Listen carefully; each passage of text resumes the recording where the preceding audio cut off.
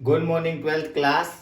बच्चे, last time हम लोगों ने bore theory of hydrogen atom के बारे में डिस्कस किया था और मैंने वहां पे time period of electron, velocity of electron, frequency of electron, nth orbit के अंदर वो सभी चीजें बताई थी बेटा। आज जो टॉपिक है वो है एनर्जी का बेटा, कि अगर मैं एनर्जी की बात करता हूं तो किसी भी ऑर्बिट में, यानी कि energy of electron, last video देखना बेटा, तब ये समझ में आएगा। Energy of electron in an orbit बेटा, देखो बेटा, किसी इलेक्ट्रॉन की एनर्जी किसी ऑर्बिट में कैसे निकालते हैं, सुनना बेटा। मैंने आपको कहा कि एक पॉजिटिव चार्ज है, मान लिया बेटा, ये न्यूक्लियस है और इसके सराउंडिंग में इलेक्ट्रॉन्स जो है वो रिवॉल्व करते हैं बेटा। मैं nth ऑर्बिट मान लेता हूं, बी nth ऑर्बिट में इलेक्ट्रॉन क्या कर रहा है बताओ, रिवॉल्व कर रहा है बेटा, ठीक है। और सेंटर पे न्यूक्लियस है, जो जिसने रदरफोर्ड ने इसकी डिस्कवरी की थी बेटा। इस सेंटर के अंदर क्या बताओ, न्यूक्लियस, इसमें इलेक्ट्रॉन रिवॉल्व कर रहा है बेटा सर्कुलर पाथ में। हमें पता है कि यहाँ पे इस इलेक्ट्रॉन की टोटल एनर्जी बतानी है बेटा, कि इसकी टोटल एनर्जी होगी कितनी जब इलेक्ट्रॉन रिवॉल्व करता है।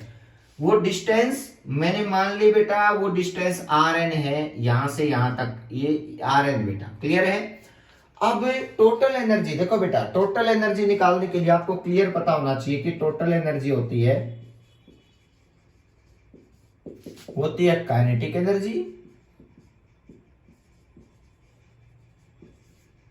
Plus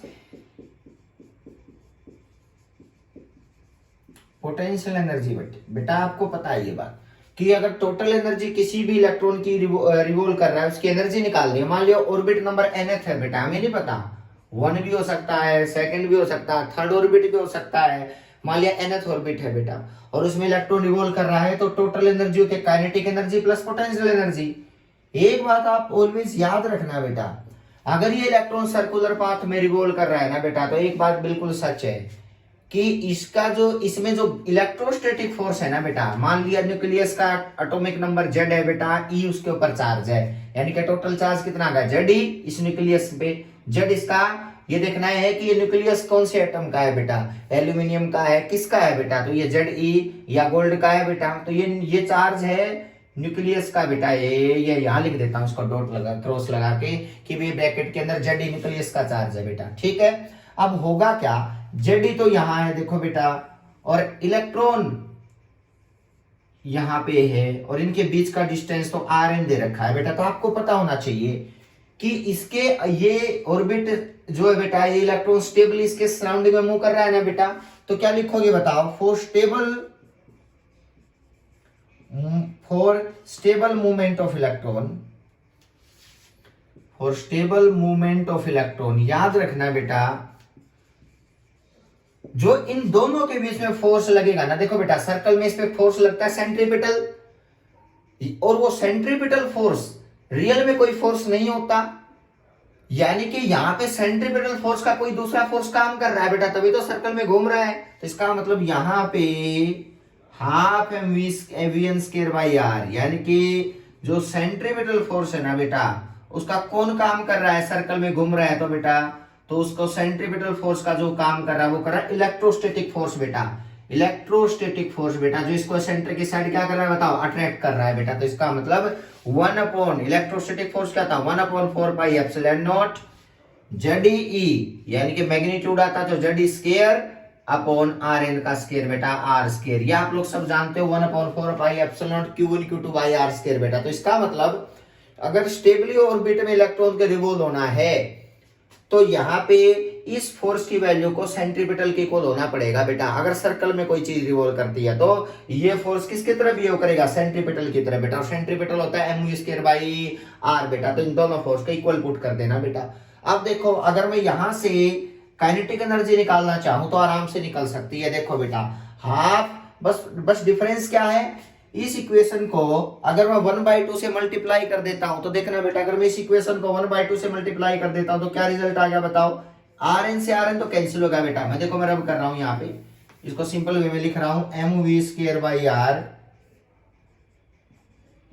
RN square is equal to क्या लिखोगे बताओ, 1 अपॉन 4 पाई एप्सिलॉन नॉट बच्चे ZE स्क्वायर अपॉन RN का स्क्वायर बेटा। अब काइनेटिक एनर्जी इक्वल क्या होगा, देखो आर एन, यहाँ पे बेटा एम स्क्वायर बाई आर है, एक आर एन कैंसिल हो गया बेटा। बस 1/2 से इधर मल्टीप्लाई कर दिया, काइनेटिक एनर्जी निकालनी है ना, 1/2 से इधर कर दिया, कोई डिफरेंस कोई फर्क तो पड़ना ही नहीं है। ये कौन सी एनर्जी होगी बताओ, हाफ एम, यानी कि अगर मैं यहां से रब करता हूं तो ये जो एनर्जी निकल के आ गई दैट इज काइनेटिक एनर्जी, ये काइनेटिक एनर्जी है देखो बेटा। तो काइनेटिक एनर्जी कितनी आएगी बताओ, काइनेटिक एनर्जी है बेटा Z² upon 8 pi epsilon naught RN, ये होती है काइनेटिक एनर्जी बेटा, जिसमें इलेक्ट्रॉन इस एनर्जी को लेके वो और nth ऑर्बिट में क्या करता रहेगा बताओ, रिवॉल्व करता रहेगा बेटा, क्या करता रहेगा बताओ, वो रिवॉल्व करता रहेगा। अब बात सुनते हैं पोटेंशियल एनर्जी की बेटा, क्योंकि दोनों को ऐड करना है ना। तो बेटा पोटेंशियल एनर्जी कैसे निकालोगे, देखना बेटा कैसे निकालोगे पोटेंशियल एनर्जी को। मुझे पोटेंशियल एनर्जी निकालनी है तो सबसे पहले देखो बेटा, ये चार्ज है पॉजिटिव, ये है नेगेटिव, न्यूक्लियस पे पॉजिटिव, इलेक्ट्रॉन पे नेगेटिव, तो इनके बीच में इलेक्ट्रोस्टैटिक पोटेंशियल एनर्जी के किसके इक्वल होगी बताओ, इलेक्ट्रोस्टैटिक पोटेंशियल एनर्जी बेटा। फर्स्ट यूनिट की बातें हैं सारे के सारे बेटा। अगर दो चार्ज हैं, एक पे चार्ज है प्लस का Q1, एक पे है माइनस का Q2, तो इनके बीच में जो इलेक्ट्रोस्टैटिक पोटेंशियल एनर्जी होती है वो होती है 1/4 पाई epsilon not Q1 minus Q2, minus का साइन आएगा बेटा, अपॉन उनके बीच का गैप क्या है R, याद रखना ये होगी इलेक्ट्रोस्टैटिक पोटेंशियल एनर्जी। अगर दो चार्ज के बीच में देखना चाह रहा हूं तो ये वैल्यू आती है बेटा। अब यहाँ पे क्या है, न्यूक्लियस का चार्ज प्लस Ze, इलेक्ट्रॉन का चार्ज माइनस E, तो यहाँ पे अगर मैं इलेक्ट्रोस्टैटिक पोटेंशियल एनर्जी निकालना चाहूं तो क्या निकल के आएगा बताओ बेटा। अगर मैं इसको रब करके यहाँ लिखना चाहूं तो इलेक्ट्रोस्टैटिक पोटेंशियल एनर्जी आ गई बेटा 1/4 पाई एप्सिलॉन नॉट, ये आ गया बेटा Ze, इस पे माइनस साइन है ना, माइनस में आगे ले लेता हूं तो Z² बेटा अपॉन RN, तो ये आ गया बेटा मेरे पास इलेक्ट्रोस्टैटिक पोटेंशियल एनर्जी। ये इक्वेशन नंबर 1, ये इक्वेशन नंबर 2, ये दो चार्ज के बीच के इंटरेक्शन की एनर्जी है बेटा इलेक्ट्रोस्टैटिक पोटेंशियल एनर्जी बेटा, जो फर्स्ट यूनिट में मैंने पढ़ाई थी आप लोगों को, फर्स्ट यूनिट में। अब दोनों को ऐड कर दो तो बताओ टोटल एनर्जी किसके इक्वल आ गया बताओ, total energy is equal to kinetic energy तो ये बेटा Z² upon 8 pi epsilon naught बच्चे RN, यहाँ पे साइन माइनस का बेटा Z² upon 4 pi epsilon naught RN। आप आराम से बता सकते हो, देखो बेटा इन दोनों को ऐड करूंगा तो जल्दी बताओ पोटेंशियल एनर्जी टोटल एनर्जी किसके इक्वल आ गई बताओ, टोटल एनर्जी। अगर मैं इनको रब करता हूं बेटा तो टोटल एनर्जी निकालनी है मुझे, तो that is equal to total energy equal to, यहाँ पे एलसीएम लो बेटा 8 पाई एप्सिलॉन नॉट RN, लेकिन यहां तो आया बेटा ऊपर आया माइनस, यहाँ पे आया Z², यहाँ आएगा 2Z² माइनस का, आप चेक करके देख लो तो आंसर आएगा minus Z² upon 8 pi epsilon naught RN। ये बात, ये है टोटल एनर्जी बेटा, ध्यान से देखो टोटल एनर्जी। लेकिन कंफ्यूजन क्या है इस टोटल एनर्जी में, ये तो रेडियस पे डिपेंड करती है और रेडियस हमें पता नहीं है, लेकिन मैं लास्ट वीडियो लेक्चर में आप लोगों को मैं बता चुका हूं रेडियस का नंबर के साथ क्या रिलेशन होता है बेटा, जो मैं प्रूव करवा चुका हूं उस वीडियो को देखना। RN is equal to n² A0 बेटा, और A0 की वैल्यू, A0 को क्या बोलते हैं भोर रेडियस बेटा, तो इसका मतलब इसको मैं डायरेक्ट यहाँ पुट कर दूं ना तो रिजल्ट क्या आ गया टोटल एनर्जी का बताना बेटा। टोटल एनर्जी जो आ गई बेटा इलेक्ट्रॉन की, टोटल एनर्जी जो आ गई बेटा एनर्जी इज इक्वल टू, अगर मैं यहां पुट करता हूं तो Z² upon 8 pi epsilon not n² A0। ध्यान से देखना बेटा, ये सब कांस्टेंट है, ये सब कांस्टेंट है बेटा, देख लो सब पता है सबको। A0 क्या है मैंने पहले बताया था, A0 बोर रेडियस है जिसकी वैल्यू होती है 0.53 इंटू 10⁻⁻10 मीटर बेटा, ये लास्ट की वीडियो में देखना है, करवा रखी मैंने प्रूव। अब इसका मतलब ये सब कांस्टेंट है ना, इसको सोल्व किया तो ये -13.6 बना बेटा, तो रिजल्ट क्या बन गया पता है -Z। यहाँ पे बेटा, यहाँ पे n² A0 बाई Z आता है बेटा, ये फॉर्मूला है, ये बाई Z सॉरी ये रह गया था जाई Z, तो Z का स्क्वायर बन जाएगा ऊपर जाके बेटा, तो ये 13.6 टोटल वैल्यू सोल्व करोगे तो 13.6 आएगा बेटा, बस n को छोड़ दो 12/n का स्क्वायर। तो आज के बाद आपने जो टोटल एनर्जी याद रखनी है ना बेटा, जेड तो हाइड्रोजन एटम के लिए ऑलवेज 1 होता है बेटा, एटॉमिक नंबर तो जेड का 1 होता है। तो बताओ हाइड्रोजन के लिए एनर्जी किसके को लागी बताओ, टोटल एनर्जी। तो अगर मैं हाइड्रोजन एटम की बात करता हूं तो बेटा टोटल एनर्जी किसके को लागी, देखो अगर मैं हाइड्रोजन एटम की बात करता हूं तो जो टोटल एनर्जी निकल के आई वो देखो बेटा, जेड की वैल्यू 1 पुट कर दी यहां पे बेटा, तो total energy is equal to -13.6 upon किसका स्क्वायर बताओ, एन का स्क्वायर। लो बेटा मैंने कहा था एनर्जी भी एन पे डिपेंड करती है, -13.6 बाई एन स्क्वायर। ये nth ऑर्बिट की एनर्जी है, ये अगर nth ऑर्बिट में कोई इलेक्ट्रॉन रिवॉल्व कर रहा है तो वो इतनी एनर्जी लेकर रिवॉल्व करेगा। हाँ एन की वैल्यू, ये प्रिंसिपल क्वांटम नंबर होता है, एन की वैल्यू 1 2 3 4 ये इस तरह से वेरी करेगी बेटा, ये एन है, ये एनर्जी याद रखना बेटा। तो आप लोगों को लास्ट वीडियो मैंने रेडियस का एन के साथ रिलेशन बताया था, टाइम पीरियड का था, फ्रीक्वेंसी का था, वेलोसिटी का था। अब मैंने एनर्जी का भी रिलेशन बता दिया, इनवर्सली होती है 1 बाई एन स्क्वायर बेटा। तो -13.6 by n square electron volt बेटा, ईवी की यूनिट होती है इलेक्ट्रॉन वोल्ट। और याद रखना 1 इलेक्ट्रॉन वोल्ट जो होता है ना बेटा वो 1.6 इंटू 10⁻⁻19 जूल के इक्वल होता है। ये रिलेशन भी सभी याद रखेंगे।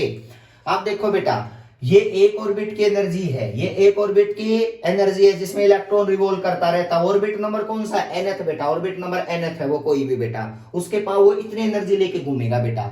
नेगेटिव साइन क्या दिखाता है, नेगेटिव साइन शो दैट बेटा एनर्जी इज बाइंडिंग एनर्जी, मतलब इलेक्ट्रॉन स्टेबल है, ऑर्बिट को छोड़ के जाने वाला नहीं है, इतनी एनर्जी लेके वो रिवॉल्व कर रहा है। तो बेटा तो negative sign show that energy is binding energy बेटा, एनर्जी इज बाइंडिंग एनर्जी। अब सुनना बेटा, बाइंड करके जो चीज रखती है उसके हमेशा नेगेटिव एनर्जी आती है बेटा, और जो रिपेल करती है उसकी एनर्जी हमेशा पॉजिटिव होती है बेटा। अब एक बड़ी इंटरेस्टिंग है बेटा कि ये बाइंडिंग एनर्जी है जो इस इलेक्ट्रॉन को यहाँ बाइंड करके रखेगी। अगर इतनी एनर्जी मैं प्लस में दूंगा ना तो इलेक्ट्रॉन यहां से भाग जाएगा बेटा, याद रखना ये बात।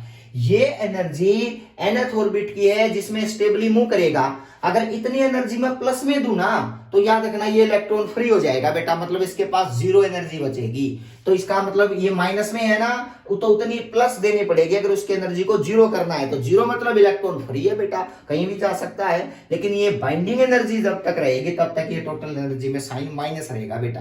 तो ये बात आप लोगों को पता होनी चाहिए। अब आगे बढ़ते हैं, देखो बेटा अब एनर्जी का फॉर्मूला में पता चल गया। अब इलेक्ट्रॉन को अगर मैं एक ऑर्बिट से दूसरे ऑर्बिट में मूव करवाना चाहूंगा तो क्या करना पड़ेगा मुझे बताओ बेटा। अगर ये इलेक्ट्रॉन ये पॉजिटिव चार्ज है, इसके सराउंडिंग में 2 ऑर्बिट है बेटा, ये ऑर्बिट नंबर 1 ये ऑर्बिट नंबर 2 कोई भी हो सकता है बेटा। अगर मैं कहूं आपसे एक इलेक्ट्रॉन जो है ना बेटा वो यहां से, इसको मैंने इनिशियल बोल दिया, इसको फाइनल बोल दिया बेटा। मान लिया इलेक्ट्रॉन यहाँ ऊपर वाले ऑर्बिट से नीचे वाले ऑर्बिट में जंप करना चाह रहा है बेटा, यहां से यहां जंप कर गया बेटा, तो क्या करेगा, इसकी अपनी अलग एनर्जी होगी, इसकी अपनी अलग एनर्जी होगी बेटा, दोनों ऑर्बिट की अलग एनर्जी होंगी। तो बताओ इनिशियल वाले की एनर्जी कितनी होगी, इनिशियल वाले की एनर्जी होगी -13.6 बाई Ni का स्क्वायर। तो ये इस स्टेट की एनर्जी आ गई बेटा, ये इनिशियल स्टेट की एनर्जी इलेक्ट्रॉन वोल्ट। क्लियर है बेटा। जंप करके नीचे वाले में जाएगा तो इसकी एनर्जी कितनी है पहले ये बताओ। फाइनल है बेटा -13.6 अपॉन में n फाइनल का स्क्वायर इलेक्ट्रॉन वोल्ट। लो बेटा अब बात क्या है, जब इलेक्ट्रॉन यहां से यहां आएगा तो क्या करेगा, हायर एनर्जी से लोअर में आएगा, तो इसका मतलब एनर्जी को बाहर निकाल के आएगा बेटा। तो एनर्जी को बाहर निकाल के आएगा तो एनर्जी तो हमेशा फोटोन में निकलती है, तो इसका मतलब फोटोन क्या होता है, पैकेट ऑफ एनर्जी। तो इसका मतलब वो एनर्जी निकालेगा कितनी, इस इनिशियल एनर्जी में से इस फाइनल एनर्जी को क्या कर दूंगा माइनस बेटा, क्योंकि इनिशियल जहां पहले है, फाइनल जहां जंप करके बाद में आएगा। तो इस एनर्जी को इसमें से माइनस कर दो बेटा, इसको इसमें से माइनस करूंगा तो कितना आएगा बताओ, EI माइनस EF। क्लियर है बेटा।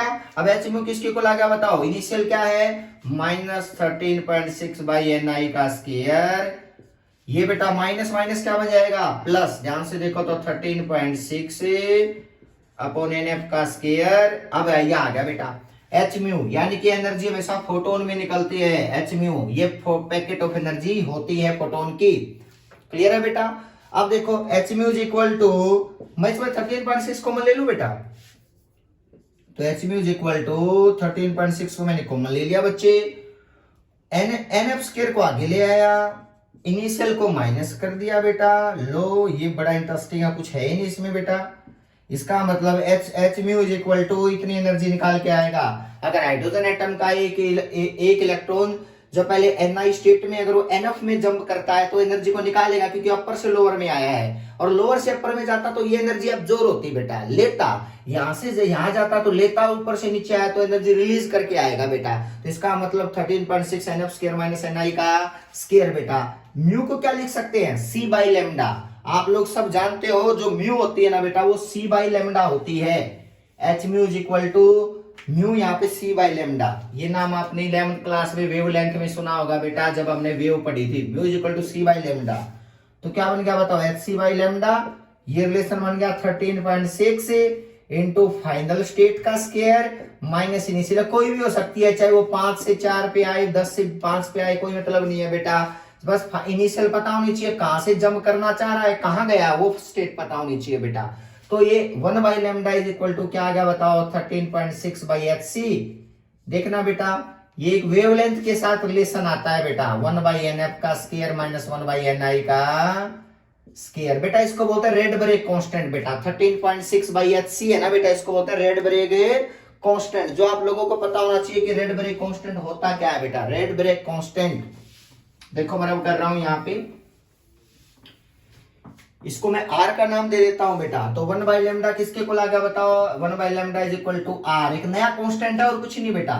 1 बाई एन एफ का square minus 1 by n i का स्क्वायर बेटा। क्लियर है, ये बात आपको याद होनी चाहिए। और रेड ब्रेक कांस्टेंट की वैल्यू क्या होती है इस कांस्टेंट की बेटा, जब इसको सोल्व करेंगे ना, एच और c, Planck's constant, speed of light सब मल्टीप्लाई करेंगे तो रेड ब्रेक कांस्टेंट की वैल्यू आएगी 1.097 10 की पावर 7 मीटर इनवर्स बेटा। ये यूनिट होती है, देख लो मीटर इनवर्स क्यों, क्योंकि 1 बाई लेमडा है, 1 बाई मीटर इनवर्स बेटा। तो इसका मतलब इस आर की वैल्यू मीटर इनवर्स होनी है बेटा, तो मीटर इनवर्स। तो ये बात आप लोग याद रखोगे आज के बाद। वेवलेंथ में अगर आपको पता चले कि कितनी वेवलेंथ निकलेंगी, जब वो फाइनल इनिशियल आपको खुद पता होना चाहिए कि कहां से जंप किया है, कहां पहुंचा है, तो बेटा आप पुट करके बता सकते हो कितनी वेवलेंथ की लाइट बाहर निकाल के ये आएगा बेटा, बाहर निकाल के आएगा। लेमडा की वैल्यू आराम से बता सकते हो। ये रिलेशन आपको सबको याद होना चाहिए। एनर्जी के बाद ये लेमडा का रिलेशन बेटा, ये भोर ने ही बताई थी कितनी वेवलेंथ की। और कई बार 1 बाई लेमडा जो है ना बेटा, उसको वेव नंबर बोलते हैं बेटा, उसको वेव नंबर बोलते हैं, वेव नंबर बेटा। ये नंबर बताता कितने नंबर की वेव्स निकली है बेटा, कितने नंबर में है वो। 1 by n f square minus 1 by n i square, ये सब नोटेशन है ना, ये याद करने लायक है बेटा कि वेव नंबर, उनके वेव के बीच में स्पेसिंग को वेव नंबर बोलते हैं बेटा। तो wave number mu is equal to R into 1 by n f square 1 by n i का स्क्वायर बेटा। यहां तक आप लोगों को क्लियर होना चाहिए कि किस तरह से बोर ने एनर्जी के बारे में बताया, किसी इलेक्ट्रॉन की ऑर्बिट की एनर्जी के बारे में। जब अपर से लोअर आएगा तो एनर्जी को बाहर निकालेगा, और लोअर से ऊपर जाएगा तो एनर्जी को लेगा बेटा। तो ये जब यहां से यहां आया तो निकाली ना, इतनी वेवलेंथ की निकाली बेटा। 1 by lambda is equal to आया कहां से है, फाइनल पहुंचा कहां पे है, बस वो स्टेट पता होनी चाहिए। ये खुद कांस्टेंट होता है बेटा, लो आगे लेमडा की वैल्यू, तो आप आराम से ये चीजें बता सकते हो। ये वही सीरीज है, ये वही फॉर्मूला है जिससे हम लाइमन सीरीज को डिस्कस करेंगे, बाल्मर सीरीज को, पास्सन सीरीज को, जो केमिस्ट्री में 11th में आप सीख चुके हो बेटा। वो यही फॉर्मूला आप लोगों को लग रहा होगा बेटा। ये रेड ब्रेक कांस्टेंट, यहां तक किसी को कोई कंफ्यूजन नहीं होना चाहिए। क्लियर है बेटा, थैंक यू सो मच।